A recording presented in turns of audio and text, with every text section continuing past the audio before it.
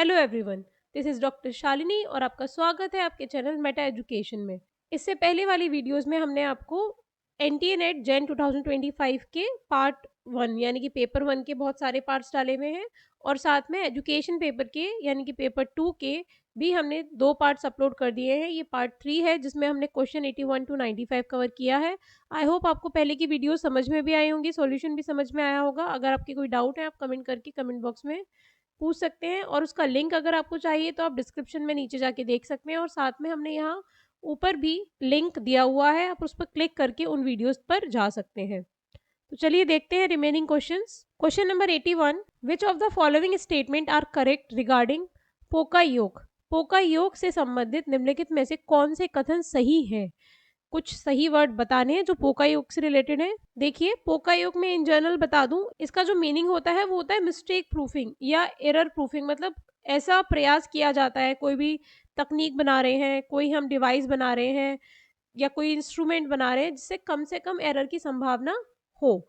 ठीक है, तो थोड़ा सा आइडिया आपको मिल गया होगा। अब इसमें देखते हैं ए ऑप्शन क्या है। ए ऑप्शन है द टर्म पोका योग ओरिजिनेटेड फ्रॉम द जापानीज बाका योग। जो पोका योग शब्द की उत्पत्ति है वो जापानीज शब्द बाका योग से हुई है। फर्स्ट ऑप्शन इज करेक्ट, ये आपको याद रखना पड़ेगा। सेकंड है the contact method of poka योग identifies defect through physical attribute. जो संपर्क विधि है पोका योग में वो दोषों की पहचान भौतिक विशेषताओं के आधार पर करती है। भौतिक विशेषताएं माने जो फिजिकल एट्रीब्यूट्स होते हैं कि अगर कोई डिवाइस है तो उसे किस आकार में हमें सही बिठाना है, किस सांचे में वो सही तरीके से आ पाएगी। तो जो जगह पर उसको रखना है उसका भी शेप उसी तरीके का बनाते हैं, हम आगे आपको समझा देंगे। तो बी भी इसमें सही है ऑप्शन। सी देखते हैं the fixed value method of poka योग is use in a process with non recurring activity. स्थिर मूल्य विधि फिक्स्ड वैल्यू मेथड का उपयोग गैर दोहरे कार्यों वाली प्रक्रिया में किया जाता है। ये अगर जनरली सेंटेंस को समझने का ट्राई करें तो फिक्स्ड वैल्यू माने जहां पर एक किसी चीज की जो वैल्यू है वो फिक्स रहे, जो मेथड है, जो तरीका है, जो शेप है, वो साइज है, वो फिक्स्ड रहे। तो फिक्स्ड रहने वाली चीज वहां पर की जाएगी जहां पर हमें वही काम या वही चीज बार बार दोहरानी है, रिकरिंग करनी है, ना कि नॉन रिकरिंग में की जाएगी। तो जो सी ऑप्शन है वो हमारा यहाँ पर गलत ऑप्शन है। डी देखते हैं the motion step method of poka yoke determines whether prescribed steps are completed in order. जो गतिविधि चरण विधि है ये निर्धारित करती है कि जो निर्धारित चरण है वो सही क्रम में पूरे हुए हैं या नहीं। Yes, D is also correct. यहाँ पर हमें एक फिक्स्ड मेथड दे दिया जाता है कि इसके बाद ये करना है, इसके बाद ये करना है, जिससे कि जो भी प्रक्रिया को करते समय जो एरर्स या जो गलतियां हो जाती हैं वो ना हो। तो अगर आपके पास में एक fixed step by step procedure रहता है या मैनुअल रहता है तो आपको एरर की संभावना उसमें नहीं रहती। तो इसका जो सही ऑप्शन होगा A B and D only. C इसका जो गलत ऑप्शन है। ठीक है, आई होप थोड़ा बहुत आपको समझ में आया होगा। इसको देख लेते हैं। ये इसको जो नाम से जाना जाता है वो है मिस्टेक प्रूफिंग और एरर प्रूफिंग, ये आप याद रख लीजिए। अब देखिए एक साइट हमें मिला था, ये यहाँ पर दे रखा है, आपको डिस्क्रिप्शन में भी मिल जाएगा। इस साइट पे से आप और डिटेल पोका योग के बारे में समझ सकते हैं। वैसे इसके 6 प्रिंसिपल्स हैं। पहला है एलिमिनेशन। एलिमिनेशन मेथड में क्या करते हैं हम, जो एरर के जो कॉजेज है उन कॉजेज को ही, उन कारणों को ही पूरे तरीके से रिमूव कर दिया जाता है जिस कारण की वजह से वो एरर आ सकती है। ठीक है, दूसरा है प्रिवेंशन। प्रिवेंशन में क्या होता है, प्रिवेंट एरर फ्रॉम अकरिंग। हम कोई साइन बोर्ड लगा देंगे, डेंजर का निशान लगा देंगे तो वो प्रिवेंशन होता है।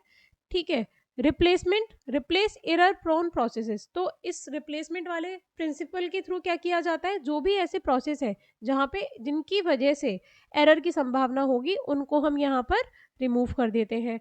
फैसिलिटेशन में क्या होता है, सिंप्लीफाई प्रोसेस फॉर ईज।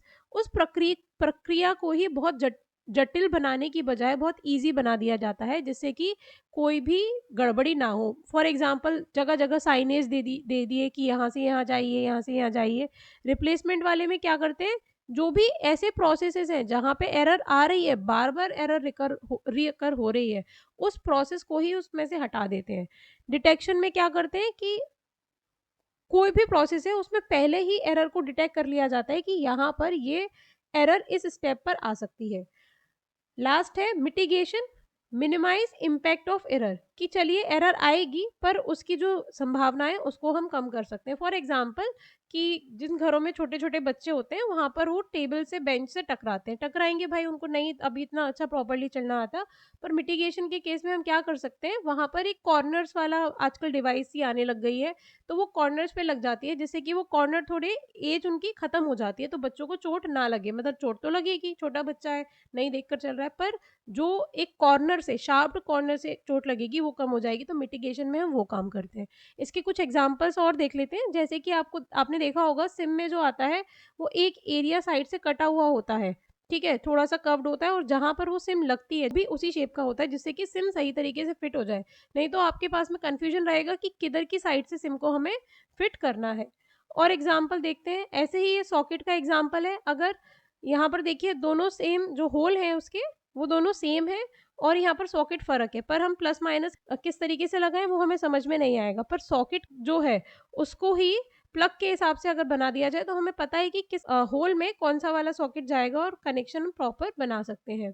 और कुछ एग्ज़ाम्पल हैं, जैसे ये देखिए वार्निंग वाले के हैं हमारे कि हाई टेम्परेचर अलार्म को हमने लिख दिया, वहाँ पर वार्निंग सारी लिख कर रखी हुई है, रेड कलर से भी बना दिया। ये अगेन वही सॉकेट वाला सिम वो है, एग्ज़ाम्पल है। जैसे यूएसबी में भी आपने देखा होगा कि प्रॉपर जो है फिट होने के हिसाब से वहाँ पर सॉकेट दे रखा होता है, आप उसे अपोज़िट उल्टा नहीं लगा सकते। ठीक है, ये प्रोसेस का एग्ज़ाम्पल है कि प्रोसेस को ही हमने सिम्प्लीफाई और बिल्कुल एग्ज़ैक्ट उसमें कर दिया कि इसके बाद ये काम होगा, इसके बाद ये होगा, जिससे कि कोई दिक्कत ना आए। आई होप आपको पोका यूके समझ में आया होगा और जो ऑप्शंस थे वो क्यों सही थे वो भी समझ में आ गया होगा। नेक्स्ट देखते हैं क्वेश्चन नंबर 2। यहाँ पर आपको एक लिस्ट दे रखी है जिसमें करिकुलम के कुछ टाइप दे रखे हैं। करिकुलम एज़ अ प्लान, योजना के रूप में पाठ्यक्रम। करिकुलम एज़ अ एक्सपीरियंस, अनुभव के रूप में पाठ्यक्रम। Curriculum as a subject matter, विषय वस्तु के रूप में पाठ्यक्रम। करिकुलम एज़ एन ऑब्जेक्टिव या उद्देश्य के रूप में पाठ्यक्रम।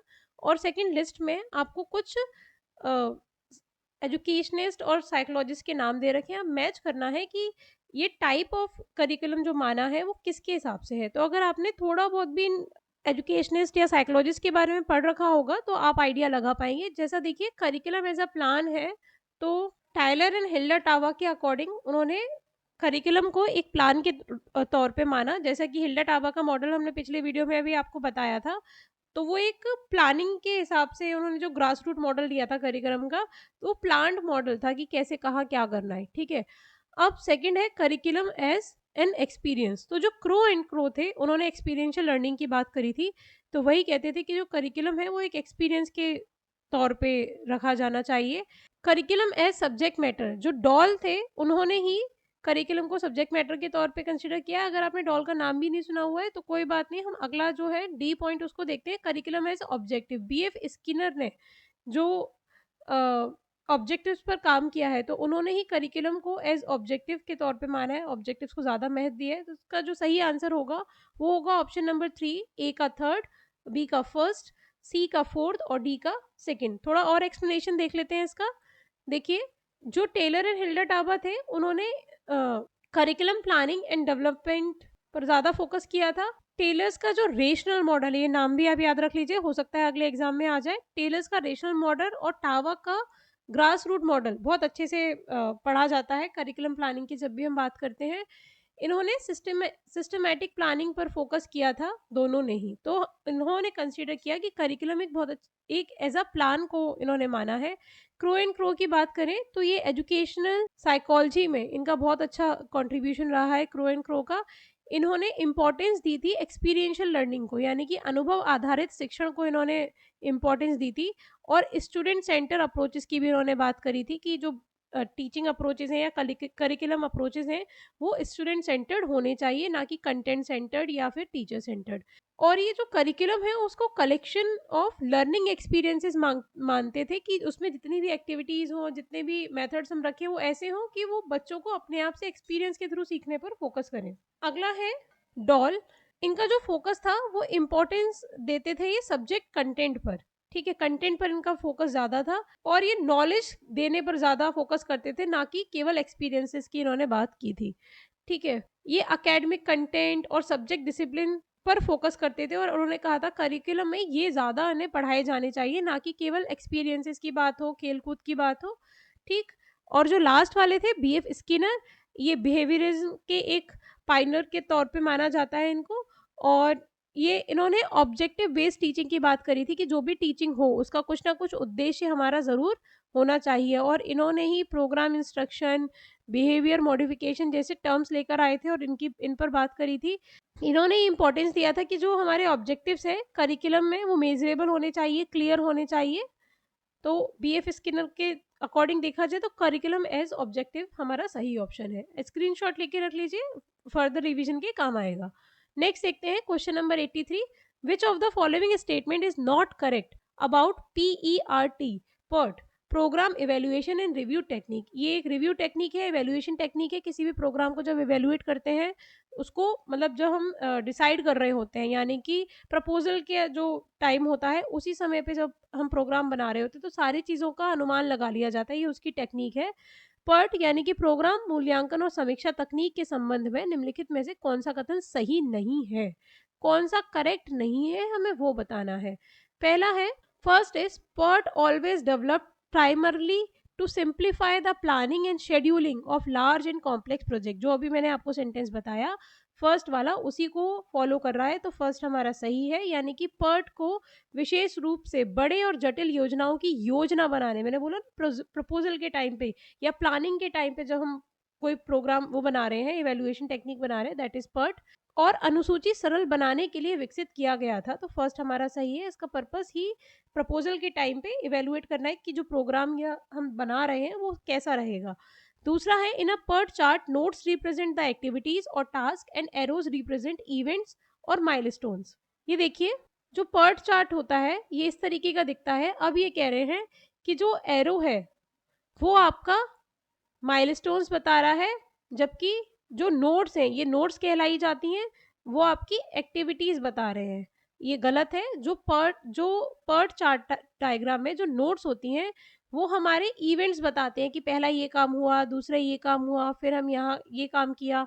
और जबकि एरोज जो होते हैं वो एक्टिविटीज बताते हैं कि ये कहाँ से कहाँ तक गए। जैसे कि क्रिएट शेड्यूल यहाँ पर इन्होंने दे रखा है और उसको मान लीजिए टाइम दे रखा है इन्होंने 10 दिन लगे। ठीक, इसके नीचे कुछ और डिटेल भी हमने दे रखी है। ये इस वेबसाइट से हमें मिला था, इसका लिंक भी आपको डिस्क्रिप्शन में मिल जाएगा, जहाँ से आप इसके बारे में और डिटेल ले सकते हैं। ठीक है, तो जो सेकंड ऑप्शन है वो हमारा गलत ऑप्शन है। यानी कि इस क्वेश्चन के लिए जो सही आंसर होगा वो सेकंड होगा, कि इनमें से कौन सा गलत है। थर्ड क्या कह रहा है, पर्ट में utilise 3 time estimates. Yes, PERT में 3 टाइम एस्टिमेट यूज किया जाता है, अभी बताते हैं कैसे। और फोर्थ है, PERT was developed between 1950 and 60। Yes, this is also correct. 1950 से 60 के बीच में इसका विकास हुआ था। तो इसलिए जो सही आंसर देखा जाए इस क्वेश्चन का वो होगा हमारा ऑप्शन नंबर 2। देखिए, ये हमने आपको एक्सप्लेन कर दिया। अब पर्ट के बारे में थोड़ा सा और जान लेते हैं। इसके जो स्टेप्स होते हैं, सबसे पहले प्रोजेक्ट को आइडेंटिफाई किया जाता है, डिफाइन किया जाता है, प्रोजेक्ट का स्कोप क्या है, उसके ऑब्जेक्टिव्स क्या है, वो सब यहाँ पर बताए जाते हैं। सेकेंड स्टेप है, प्रोजेक्ट को ब्रेक डाउन किया जाता है फर्दर स्टेप्स में। ठीक है, कि उस पर छोटे छोटे टास्क हमें क्या क्या करने हैं, जिनको पूरा करके जो हमारा उद्देश्य था, ऑब्जेक्टिव था, उस तक हम पहुंचेंगे। फिर उसके बाद में एक एस्टिमेट टाइम पता किया जाता है कि उस पूरे टास्क को करने के लिए या जो छोटे छोटे टास्क हैं उनको करने के लिए क्या एस्टिमेट टाइम लगेगा। फिर उसके बाद में जो डिपेंडेंसीज है वो पता की जाती हैं कि हर एक टास्क को करने के लिए इंटरडिपेंडेंसीज हैं उन टास्क के बीच में, वो क्या है, मतलब कौन सा टास्क किस काम के पहले किया जाएगा, कौन सा काम किस काम के बाद किया जाएगा। और ऐसा है कि ये काम नहीं हुआ तो इससे पहले वाला काम नहीं ही होगा, मतलब लीनियर प्रोग्रामिंग बनेगी या फिर ब्रांचिंग वाली प्रोग्रामिंग बनेगी, कैसे जाएगा जो हमारा पर्ट जा रहा है वो देखा जाता है। फिर उसके बाद में एक पर्ट चार्ट डायग्राम बनाया जाता है, विजुअलाइज किया जाता है कि ऐसे हम प्रोग्राम इसको या जो ऑब्जेक्टिव है उसको फुलफिल करने के लिए इस रास्ते से चलेंगे। फिर उसके बाद में उस चार्ट को एनालाइज किया जाता है, इवेल्युएट किया जाता है कि जो सही है, टाइमलाइन दी है वो सही है या नहीं, जो पाथ बनाया है वो सही है या नहीं, कुछ चेंजेस की ज़रूरत तो नहीं है, और अगर चेंजेस की ज़रूरत होती है तो चेंज किया जाता है। ये एक जनरल स्टेप्स हो गए, ये आपको याद रखने हैं, मे बी नेक्स्ट एग्जाम में आ सकता है। अब देखिए, जो एस्टिमेट की बात हो रही थी कि 3 पॉइंट एस्टिमेट इसमें यूज किए जाते हैं, उसकी एनालिसिस टेक्निक है। अब इसमें जो 3 हमारे टाइम होते हैं उसके अकॉर्डिंग ऑप्टिमिस्टिक, मोस्ट लाइकली और पेसिमिस्टिक, ये 3 प्रकार के टाइम होते हैं कि ये काम हमने सोच लिया कि ये काम अब से लेके तब तक हो जाएगा। तो ऑप्टिमिस्टिक माने बेस्ट केस सिनेरियो कि हाँ, इतनी जल्दी तो ये काम हो ही जाएगा, ऐसा हमने सोच के रखते हैं। दूसरा होता है मोस्ट लाइकली कि अच्छा चलिए ठीक है, कुछ थोड़ी बहुत दिक्कत आई तो इतने टाइम तक तो ये काम हो ही जाएगा।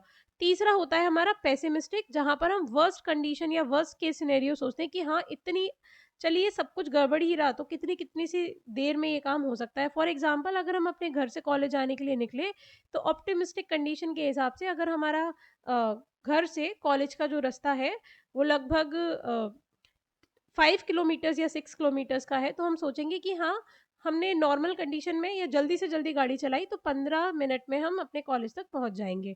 अब मोस्ट लाइकली ये हो सकता है कि ट्रैफिक मिला, सिग्नल्स मिले, तो ठीक है 15 मिनट नहीं लगेगा तो आधा घंटा तो हमें लग सकता है, हाफ एन आवर लग सकता है।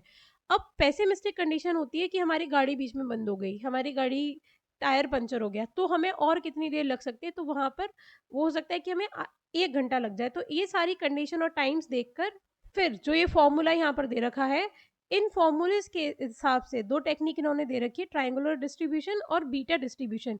इन दोनों फॉर्मूलेस के हिसाब से ऑप्टिमिस्टिक कंडीशन का टाइम रखेंगे, जो मोस्ट लाइकली कंडीशन वाला टाइम है वो रखेंगे और पेसिमिस्टिक कंडीशन का टाइम रखेंगे, और इन दोनों के हिसाब से हम टाइम अपने कैलकुलेट कर लेते हैं कि जो टाइम रहेगा एस्टिमेट वो कितना रहेगा अप्रॉक्स। ठीक है, बहुत ज़्यादा और डिटेल में जाने की ज़रूरत नहीं है, आई होप इतना क्लियर हो गया होगा। तो इसके हिसाब से बाकी सारे ऑप्शंस हमारे सही थे, केवल ऑप्शन 2 जो था वो गलत था कि जो नोट्स होते हैं वो एक्टिविटीज़ को रिप्रेजेंट करते हैं, ये बता रहा था, और जो एरोज़ होते हैं वो इवेंट्स को रिप्रेजेंट करते हैं, जबकि इसके रिवर्स होता है, जो नोट्स होते हैं वो इवेंट्स को रिप्रेजेंट करते हैं और जो एरोज़ होते हैं वो एक्टिविटीज़ को रिप्रेजेंट करते हैं। ठीक है? तो आगे बढ़ते हैं। Question number 84, enrich and enrich outline 5 steps of curriculum development, arrange them in the correct sequence. जो अनरच एंड अनरच थे उनके द्वारा पाठ्यक्रम विकास की 5 चरणों की प्रक्रिया बताई गई थी, इन्हें सही क्रम में हमें लगाना है। अब ये सही क्रम क्या है, पहले थोड़ा सा सोच लेते हैं कि कंटेंट होना चाहिए, इवेल्युएशन मूल्यांकन होना चाहिए, सब उसके बाद में गोल्स एंड ऑब्जेक्टिव्स, अगला है कार्यान्वयन, और लास्ट दे रखा है आवश्यकता मूल्यांकन या नीड असेसमेंट। तो सबसे पहले क्या होना चाहिए, उद्देश्य या लक्ष्यों का निर्धारण होना चाहिए कि जो भी पाठ्यक्रम निर्माण हम कर रहे हैं उसका पर्पस क्या है, तो सी सबसे पहला ऑप्शन आना चाहिए। ठीक, अब लक्ष्य, गोल और ऑब्जेक्टिव्स आइडेंटिफाई करने के बाद में हमें नीड असेसमेंट करना है कि किस चीज़ के लिए हम ये ऑब्जेक्टिव्स जो बनाए हैं, अब इनको पूरा करने के लिए क्या क्या आवश्यकता है, बच्चों को क्या क्या कंटेंट चाहिए, क्या क्या रिसोर्सेज होने चाहिए, कंटेंट क्या होना चाहिए, तो फिर हम नीड असेसमेंट करेंगे। अब देखिए इसके हिसाब से जो ऑप्शन जा रहा है वो हमारा फर्स्ट ऑप्शन सही जा रहा है। फिर हमने नीड एनालिसिस कर ली, नीड एनालिसिस के बाद में कंटेंट को डिसाइड किया जाएगा, यानी कि ए ऑप्शन आएगा कि कंटेंट क्या होना चाहिए। तो ठीक है, ए आ गया। ए के बाद में हम क्या करेंगे, उसको इम्प्लीमेंट करके देखेंगे कि हाँ, जो हमारा करिकुलम हमने डिसाइड किया था उसका इम्प्लीमेंटेशन कैसे हो रहा है, एंड देन जो करिकुलम इम्प्लीमेंटेशन था, डेवलपमेंट था, उस पूरी प्रक्रिया को फिर से इवेलुएट करके देखेंगे, तो लास्ट में हमारा आ जाएगा मूल्यांकन। तो यानी कि जो फर्स्ट ऑप्शन है वो हमारा सही ऑप्शन है, CEADB। आई होप क्लियर हुआ होगा। नेक्स्ट देखते हैं 85, which statement out of the following is और आर ट्रू, निम्नलिखित में से कौन से कथन सही है या कौन सा कथन सही है। अब यहाँ पर वैलिडिटी और रिलायबिलिटी के बारे में कुछ स्टेटमेंट दे रखे हैं, आपको वैलिडिटी और रिलायबिलिटी से रिलेटेड जो अगर डिटेल वीडियो चाहिए तो यहाँ से आपको लिंक मिल जाएगा, उसका लिंक आपको डिस्क्रिप्शन में भी हमने नीचे दे रखा है। चलिए इसमें स्टेटमेंट क्या दे रखे हैं वो देखते हैं। A valid test will also be reliable as well, परीक्षण विश्वसनीय भी होगा, होना चाहिए नहीं, वो कह रहे हैं विश्वसनीय भी होगा। देखिए वैलिडिटी और रिलायबिलिटी दो चीज़ें होती हैं, शॉर्ट में अगर बताएं तो वैलिडिटी का मतलब होता है कि हमने जो चीज़ मापने के लिए वो टेस्ट बनाया था वो उसी चीज़ को माप पा रहा है या नहीं माप पा रहा है, तो वैलिडिटी हमारी पहली कंडीशन हो गई। रिलायबिलिटी हो गई कि वो सेम रिजल्ट्स बार बार देगा। ठीक है, अब यहाँ पर मैं आपको बता दूं कि अगर कोई टूल किसी चीज़ को सही तरीके से नहीं माप पा रहा है जो मापने के लिए उसको बनाया गया है, पर फिर भी वो रिलायबल हो सकता है। इसलिए एक स्टेटमेंट कहा जाता है कि reliability is necessary but not sufficient condition for validity, कि रिलायबल तो होना ही चाहिए, पर अगर टूल रिलायबल है तो ज़रूरी नहीं है कि वो वैलिड भी होगा। मतलब एक ही टूल बार बार सेम रिजल्ट दे सकता है, रिलायबल हो सकता है, पर वो वैलिड हो ज़रूरी नहीं है। आप इस स्टेटमेंट को याद रख के ये पांचों स्टेटमेंट को जज कर सकते हैं। A valid test will also be reliable? Yes, A हमारा सही है कि जो वैलिड टेस्ट है वो रिलायबल भी होगा, हो सकता है। दूसरा है a reliable test will also be valid always? नहीं, बी जरूरी नहीं है। जो रिलायबल टेस्ट है मतलब जो जो बार बार सेम उत्तर दे रहा है, जरूरी नहीं है कि वो सेम उत्तर सही हो। ठीक, ये सी ऑप्शन कह रहा है अ वैलिड टेस्ट मे और मे नॉट बी रिलायबल। जो एक वैध परीक्षण है वो विश्वसनीय हो सकता है या नहीं भी हो सकता। तो जो ए वाला स्टेटमेंट हमने दिया था कि एक वैलिड टेस्ट है वो रिलायबल होगा, ये उसके अपोजिट है। तो जब ए सही था तो सी तो गलत होगा। वहां पर कंफ्यूजन में कह रहे हैं कि हो भी सकता है, नहीं भी हो सकता, जबकि ए में हमने बता दिया कि जो वैलिड होगा वो रिलायबल होगा। ठीक, डी है अ रिलायबल टेस्ट मे और may not be valid. Yes, this is true कि जो एक रिलायबल टेस्ट है वो वैलिड हो भी सकता है और नहीं भी हो सकता है। ठीक, अब ई स्टेटमेंट कहने there is no relationship between reliability and validity of a test, की रिलायबिलिटी और वैलिडिटी के में कोई रिलेशनशिप आपस में नहीं होता। नहीं, ई वाला हमारा गलत है, तो सही ऑप्शन होगा ए एंड डी ओनली। इसके लिए कंडीशन है reliability is necessary but not sufficient condition for validity. ये आप नोट कर लीजिए, लिख लीजिए कहीं पर, रिलायबिलिटी इज नेसेसरी मतलब जरूरी है रिलायबल होना, तभी कोई टेस्ट वैलिड हो सकता है, बट वो सफिशिएंट कंडीशन नहीं है कि अगर रिलायबल है तो वैलिड होगा, जरूरी नहीं है। पर रिलायबिलिटी होना जरूरी है वैलिडिटी के लिए। ठीक है, आगे बढ़ते हैं। इससे रिलेटेड आपको वीडियो देखना है तो लिंक आप दे रखा है नीचे डिस्क्रिप्शन में, वहां से देख सकते हैं। नेक्स्ट क्वेश्चन देखते हैं, question number 87। From the given events of instruction according to Gagne's 9 events of instruction arrange them in the correct sequence. यहाँ गैगने के निर्देशात्मक घटनाओं के अनुसार नीचे दी गई घटनाओं को सही क्रम में लगाना है। जैसा कि पहला इन्होंने दे रखा है प्रोवाइड रीइंफोर्समेंट, पुनर्वलन प्रदान करना। बी है stimulate recall of prior learning, पूर्व सीख के स्मरण को या पूर्व जो सीखा हुआ है उसको स्मरण को प्रेरित करना, मतलब उसे लेकर आना वहां पर। डी सी है describe goal and inform the learner of the objectives, लक्ष्य का वर्णन करना और उद्देश्यों की जानकारी देना। डी है प्रोवाइड गाइडेंस फॉर लर्निंग, अधिगम के लिए मार्गदर्शन प्रदान करना।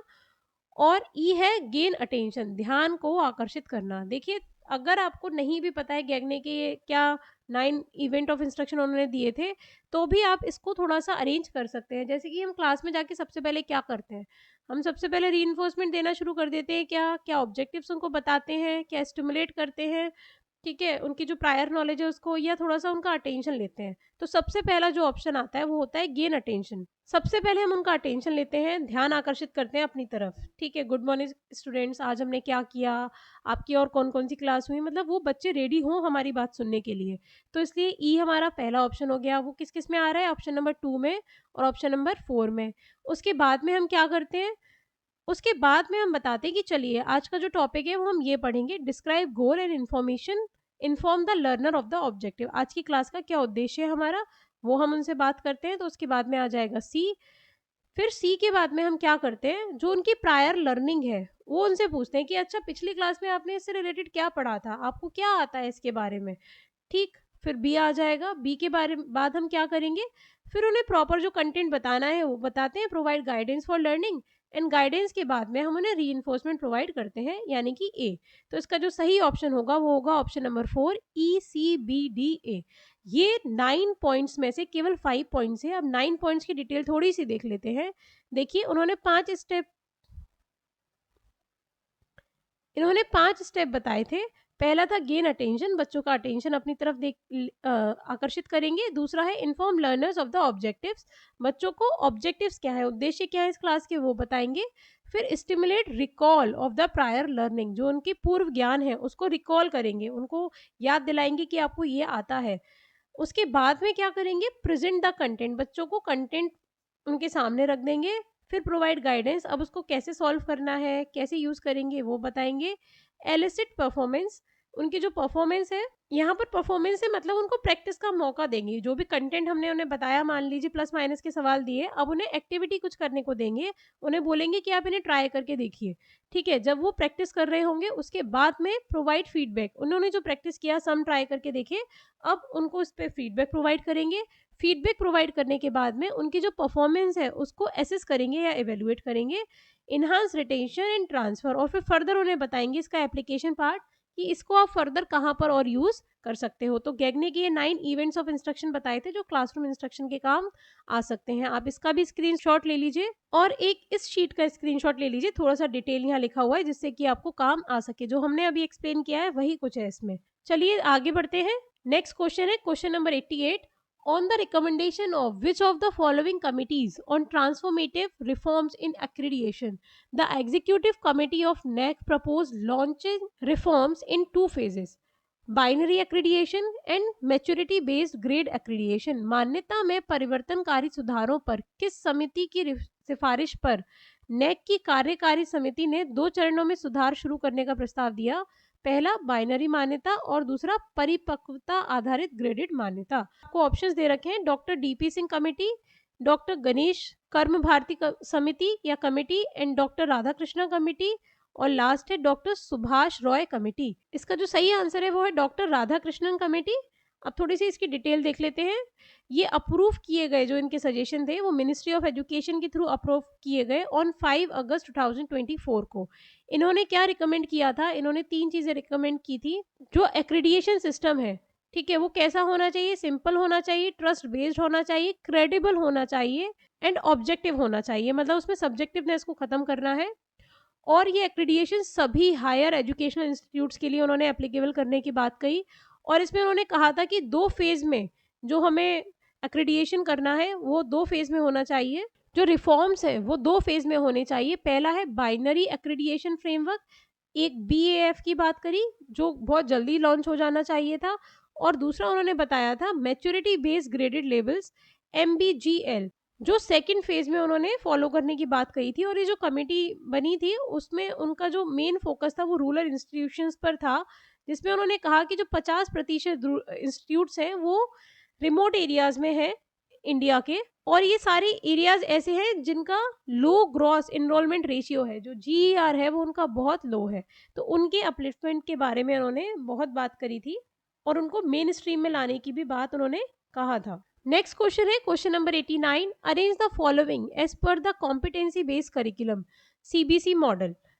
निम्नलिखित को दक्षता आधारित पाठ्यक्रम मॉडल के अनुसार सही क्रम में व्यवस्थित करना है। पहला है आइडेंटिफिकेशन ऑफ जनरल कॉम्पिटेंसीज, सामान्य दक्षताओं की पहचान करना। दूसरा है असेसिंग कॉम्पिटेंसीज, दक्षताओं का मूल्यांकन करना। तीसरा है organising competencies into specific themes, दक्षताओं को विशिष्ट विषयों में व्यवस्थित करना। डी था क्रिएटिंग लर्निंग एक्सपीरियंसेस, शिक्षण अनुभवों का निर्माण करना। और ई है पाठ्यक्रम की प्रभावशीलता का मूल्यांकन करना, evaluating the effectiveness of the curriculum. देखिए बहुत ज़्यादा आपको नहीं सोचना है, ये करिकुलम के अप्रोच है, करिकुलम कंस्ट्रक्शन का अप्रोच है। आपको कोई भी नाम दे रखा हो करिकुलम कंस्ट्रक्शन के अप्रोच में, बहुत लिटिल बिट ऊपर नीचे डिफरेंस होता है, नहीं तो एक लॉजिक हमेशा फॉलो होता है। उसी लॉजिक के हिसाब से हम चलेंगे। देखिए कॉम्पिटेंसी बेस्ड जो करिकुलम होता है वो क्या करता है, इसका जो फोकस होता है वो developing and assessing specific observable and measurable skills पर होता है। मतलब कुछ स्पेसिफिक स्किल्स को डेवलप करना है बच्चों में जो मेजरेबल हो, ठीक है। अब इस केस में क्या करेंगे, सबसे पहला तो हमें आइडेंटिफाई करना पड़ेगा कि जो स्किल्स की बात हो रही है वो कौन सी है। तो identification of general competency, A option हमारा सबसे पहले आ जाएगा, यानी कि सामान्य दक्षताओं की पहचान करना। फिर उसके बाद में हमारा आएगा organising competencies into specific themes, उन कॉम्पिटेंसीज को, क्योंकि एक दो कॉम्पिटेंसी तो नहीं आएगी, बहुत सारी नंबर ऑफ कॉम्पिटेंसीज आएंगी, तो उन दक्षताओं को विशिष्ट विषयों में व्यवस्थित करना। तो इसके बाद में हमारा सी ऑप्शन आएगा। उसके बाद में आएगा हमारा ऑप्शन नंबर डी, यानी कि क्रिएटिंग लर्निंग एक्सपीरियंसेस। हमने अब कॉम्पिटेंसीज डिसाइड कर ली, उनको ऑर्गेनाइज कर लिया। ऑर्गेनाइज करने के बाद में हम उन कॉम्पिटेंसीज को के हिसाब से लर्निंग एक्सपीरियंसेस प्रोवाइड करेंगे, यानी कि डी के बाद में हमारा आएगा ऑप्शन नंबर बी। अब हमने लर्निंग एक्सपीरियंसेस प्रोवाइड कर दिए यानी कि टीच कर दिया। फिर हम उसे असेस करेंगे, असेसिंग कॉम्पिटेंसीज की जो हम चाह रहे थे, जो कॉम्पिटेंसीज या जो दक्षताएं बच्चों में डेवलप करना चाह रहे थे वो विकसित हुई हैं या नहीं हुई हैं। उसके बाद में आएगा E, evaluating the effectiveness of curriculum, की जो करिकुलम डेवलप हुआ वो इफेक्टिव है या नहीं है। तो ये जो है 4 ऑप्शन नंबर हमारा 3 इस हिसाब से सही होगा, ACDBE। आई होप क्लियर हुआ होगा। नेक्स्ट देखते हैं question number 90। Which of the following value is enshrined in the preamble of the Indian constitution? निम्नलिखित में से कौन सी मूल्य भारत के संविधान की उद्देशिका या प्रियम्बल में निहित है? पहला है इंडिविजुअलिज्म, व्यक्तिवाद। दूसरा है प्रोग्रेसिविज्म, प्रगतिवाद। तीसरा है कॉस्मोपॉलिटियनिज्म, विश्व जनतावाद। फोर्थ है सेक्युलरिज्म या पंथ निरपेक्षता। This is clear. जो फोर्थ है यानी कि पंथ निरपेक्षता, सेक्युलरिज्म, वो हमारे प्रियम्बल में, इंडियन कॉन्स्टिट्यूशन के प्रियम्बल में निहित है। नेक्स्ट है question number 91। The university of Calcutta, Bombay and Madras were established in 1857 based on the recommendation of Wood's dispatch in 1854. Who was the viceroy of India when these universities were founded? Calcutta, Bombay और मद्रास विश्वविद्यालयों की स्थापना 1857 में वुड की डिस्पैच की सिफारिशों पर की गई थी, जो कि वुड डिस्पैच आया था 1854 में। जब ये विश्वविद्यालय स्थापित किए गए थे तब भारत के वायसराय कौन थे? जब ये सारे स्टेब्लिश हुए थे उस समय भारत के वायसराय थे लॉर्ड कैनिंग। आई होप आपको नाम पता होगा। और इसमें और जो ऑप्शन दे रखे हैं, लॉर्ड डलहौजी, लॉर्ड वेल्सली और लॉर्ड वेटिंग, वो सारे गलत आंसर है। इसका सही आंसर है लॉर्ड कैनिंग। नेक्स्ट देखते हैं question number 92। Match the examples with the Indian methods of knowing. यहाँ पर कुछ प्रमाण के एग्जाम्पल्स दे रखे हैं और साथ में उनके प्रमाण के प्रकार दे रखे हैं। आपको ये बताना है कि कौन सा प्रमाण का प्रकार किस एग्जाम्पल के साथ में फिट हो रहा है। देखिए, पहला है अर्थाप्ति, दूसरा है अभाव, तीसरा है उपमान, चौथा है शब्द। अब ये एग्जाम्पल दे रखे हैं। वेदों के अनुसार शंख अस्थि नहीं है। Conch shell is not a bone according to the Vedas. ये किसकी बात कर रहे हैं कि किसने कहा है? वेदों ने कहा है। तो वेदों के अनुसार मतलब किसी का शब्द हो गया। डी का हमारा हो जाएगा ऑप्शन नंबर 1।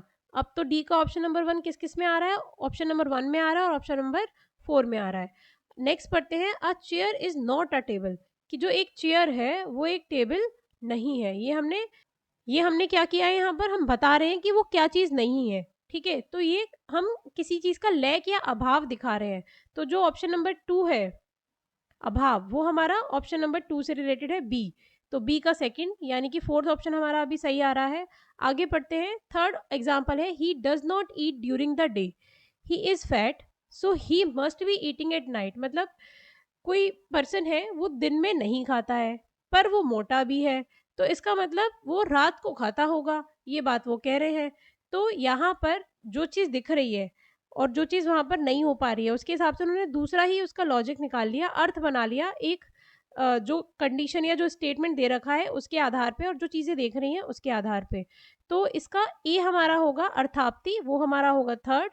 और लास्ट दे रखा है the wild cow is different from a domestic cow, so it must be a nilgai. जो जंगली गाय है वो घरेलू गाय से अलग है, अतः ये एक नील गाय होगी। यहाँ पे उन्होंने क्या बताया है? यहाँ पे उन्होंने कंपैरिजन किया है, उपमान लगाया है, कंपैरिजन किया है यहाँ पे डोमेस्टिक काऊ का और वाइल्ड काऊ का, एक घरेलू का, एक गाय का और एक जंगली गाय का। उन्होंने कंपैरिजन किया है, उसके आधार पे बताया है कि ये अलग होती हैं, तो ये जरूरी है कि ये नील गाय होगी। तो ये हमारा आएगा उपमान में। तो इसका सही ऑप्शन होगा हमारा ऑप्शन नंबर 4। चलो एक बार और इसको देख लेते हैं। देखिए, जो प्रत्यक्ष है और प्रमाण यहाँ पर हमने आपको ले लिया है, इसका स्क्रीनशॉट लेके रख लीजिए। प्रत्यक्ष का मतलब होता है डायरेक्ट परसेप्शन। यहाँ एग्जाम्पल के थ्रू भी हम आपको बता देंगे। जो हमें डायरेक्ट परसेप्शन का मतलब जो हमें नॉलेज मिले डायरेक्टली हमारे 5 सेंसेस से, sight, hearing, smell, taste, touch, इससे जो हमें डायरेक्ट नॉलेज मिल रही है वो हमारी प्रत्यक्ष प्रमाण कहलाती है। ठीक है, ये हम अनुमान नहीं लगाते, इन्फ्रेंशियल नहीं होती, जो हमें सीधे सीधे दिख रहा है वो हमारा प्रत्यक्ष प्रमाण होता है। ठीक, यानी कि डायरेक्ट परसेप्शन इसको बोला जाता है। दूसरा होता है अनुमान या इन्फ्रेंस। अनुमान क्या होता है? जब हम किसी रीजनिंग के आधार पर कि ये हुआ था उसके आधार पे ये हो रहा है, तब हम अनुमान लगाते हैं या इन्फ्रेंस करते हैं। जब हम किसी भी रीजनिंग के आधार पे कुछ बता रहे होते हैं या नॉलेज ले रहे होते हैं, वो हमारा अनुमान कहलाता है। इसमें हम क्या करते हैं? नोन से अननोन की तरफ जा रहे होते हैं। जैसे कि हमने स्मोक देखा और ये पता कर लिया कि वहां पर आग लगी है, तभी धुआं उठा है। ठीक है, तीसरा एग्जाम्पल है उपमान। उपमान का मतलब होता है एनालॉजी या कंपैरिजन। जैसे लास्ट वाले एग्जाम्पल में भी नील गाय का उन्होंने नॉर्मल जो जंगली गाय है उसको और घरेलू गाय को कंपेयर करके बताया कि उन दोनों में अंतर होता है, तो इसलिए ये नील गाय होगी। तो ऐसे ही जब हम किसी को कंपेयर करते हैं, gaining knowledge of something unknown by comparing it with something known, जब हम किसी अननोन से नोन को कंपेयर करके कंपैरिजन करके बता रहे होते हैं, तो वो हमारा उपमान या एनालॉगी या कंपैरिजन के अंतर्गत आता है। अगला है शब्द या वर्बल टेस्टिमनी भी इसको बोला जाता है, मतलब किसी ऑथोरिटी ने, ठीक है, कुछ बात कही, रिलायबल और वर्बल स्टेटमेंट्स कहे हैं, हमें नहीं पता कि वो सही है गलत है, बट वो जो ऑथोरिटी है वो रिलायबल है, ठीक है, वो सही है, तो हम उनको शब्द कहेंगे। जैसे कि अभी पिछले में वेदों की बात हुई थी, तो वेदों को बहुत रिलायबल सोर्स बोला जाता है नॉलेज का, तो इसलिए ये वर्बल टेस्टिमनी के अंतर्गत आ जाएगा। अब यहाँ पर जो शब्द होंगे वो या तो किसी स्क्रिप्चर्स के होंगे या फिर ट्रस्टवर्दी पर्सन के थ्रू दिए गए होंगे। पांचवा है हमारा अनुपलब्धि। अनुपलब्धि का मतलब एब्सेंस, ठीक है, या नॉन परसेप्शन और नॉलेज ऑफ एब्सेंस, की कोई चीज नहीं है। Knowing of something bye it's absence, की किसी चीज का पता होना उसके ना होने से या उसके अभाव होने से। जैसे कि एग्जाम्पल दे रखा है, there is no pot on the floor based on not seeing it where it would be seen if present, ठीक है। जनरली कोई चीज जहां पर होती है वहां पर वो नहीं दिख रही है, तो हम ये स्टेटमेंट कह सकते हैं कि यहाँ पर वो गमला नहीं है। क्यों कह रहे हैं? क्योंकि वो गमला जनरली वहीं होता है पर इस समय नहीं दिख रहा, तो इसलिए यहाँ पर नहीं है, तो अभाव है उसका, वहां पर एब्सेंस है।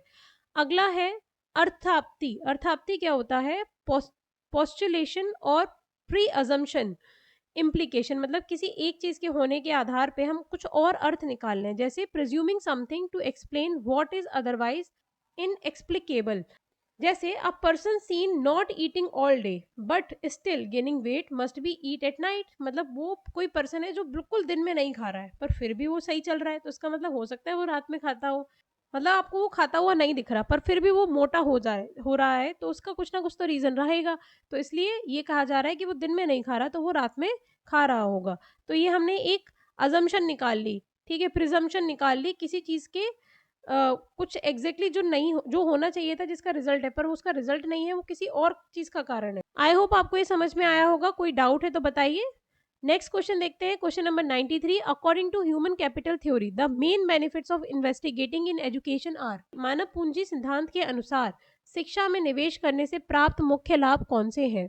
फर्स्ट है हायर वेजेस, अधिक वेतन का मिलना, ठीक है, एजुकेशन में अगर हम बेनिफिट इन्वेस्ट करेंगे तो हायर वेजेस मिलेंगे, first option is correct. Second है इंडिविजुअल ग्रोथ, व्यक्तिगत विकास होता है, इसको हम होल्ड करके रख सकते हैं। सी है world ranking of the country, ये बहुत जरूरी नहीं है। तीसरा है एम्पावरमेंट ऑफ पीपल, लोगों में जो है वो एम्पावरमेंट आएगा, और एम्पावरमेंट केवल जॉब से नहीं होता, उसके अलावा भी होता है कि हाँ लोग एम्पावर हो रहे हैं, मतलब उनमें अपने लिए स्टेप्स लेने की जो है क्षमता वो बढ़ रही है। ऐसा ज़रूरी नहीं है, बहुत सारे वेल एजुकेटेड लोगों को देखा है जो अपने लिए स्टैंड नहीं ले पाते हैं। तो ज़रूरी नहीं है कि एजुकेशन आपको एम्पावर बनाए किसी भी तरीके से, ये दोनों के केस में है, मेल और फीमेल किसी के भी केस में हो सकता है, पर एजुकेशन का मेन सोचा गया है। पर ह्यूमन कैपिटल थ्योरी ये नहीं कहती है कि वो एम्पावर बनाएगी। और ई है productivity, yes, human capital theory कहती है कि वो उत्पादकता को बढ़ाएगी या प्रोडक्टिविटी को बढ़ाएगी। तो इसके दो ऑप्शन ह्यूमन कैपिटल थ्योरी के अकॉर्डिंग सही है, कि वो हायर वेजेस को भी बढ़ाती है, यानी कि वेतन को अधिक करती है और उत्पादकता बढ़ाती है। तो सही ऑप्शन होगा इसका ए एंड ई ओनली। देखिए कहीं ना कहीं ये तीन ऑप्शन जो हैं वो सही है at some extent, but not correct according to human capital theory, ठीक है, ह्यूमन कैपिटल थ्योरी के हिसाब से ये सही नहीं है। आगे बढ़ते हैं, क्वेश्चन नंबर 94। यहाँ पर लिस्ट दो दे रखी है, एक में थिंकर दे रखे हैं, दूसरे में उनका फिलॉसफी और अप्रोच दे रखा है। ये थोड़ा सा रेक्टिफिकेशन वाला पॉइंट है, बस इसको याद रखना होगा आपको। इसका हम आपको सही आंसर बताते हैं। इसका सही आंसर है ए का थर्ड, यानी कि जो ग्रामशी है वो रिलेटेड है मार्क्सिज्म से या मार्क्सवाद से, ठीक है। बी है हमारे चार्ल्स एस पियर से, वो रिलेटेड है प्रैग्मेटिज्म से। सी है जीन फ्रांसिस्को, वो हमारे रिलेटेड है फेमिनिज्म से। और डी है नेल नॉर्डिंग्स, वो रिलेटेड है हमारे पोस्ट मॉडर्निज्म से। आई होप आपको ये पढ़ा होगा तो आपको आता होगा, नहीं तो आप थोड़ा सा याद रखेंगे तो काम हो जाएगा। नेक्स्ट देखते हैं क्वेश्चन नंबर 95।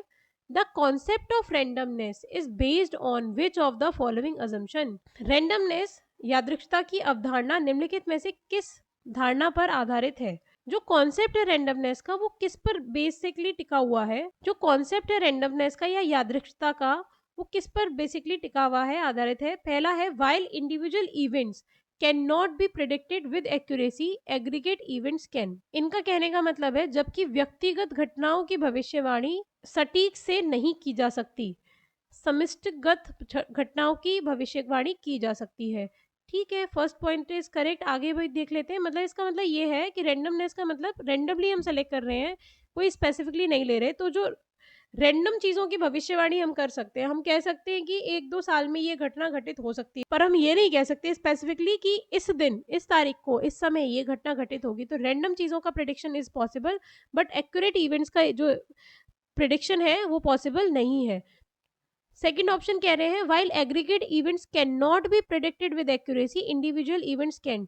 ये पहले वाले के अपोजिट है, तो इसलिए दूसरा ऑप्शन गलत होगा। एक्सप्लेनेशन हमने आपको दे दी है। तीसरा है while individual events can not be studied with accuracy aggregate events can. वो ये कह रहे हैं कि इंडिविजुअल इवेंट्स को हम स्टडी नहीं कर सकते बहुत अच्छे से, जबकि जो एग्रीगेट इवेंट्स हैं उनको कर सकते हैं। नहीं, ये बिल्कुल गलत है।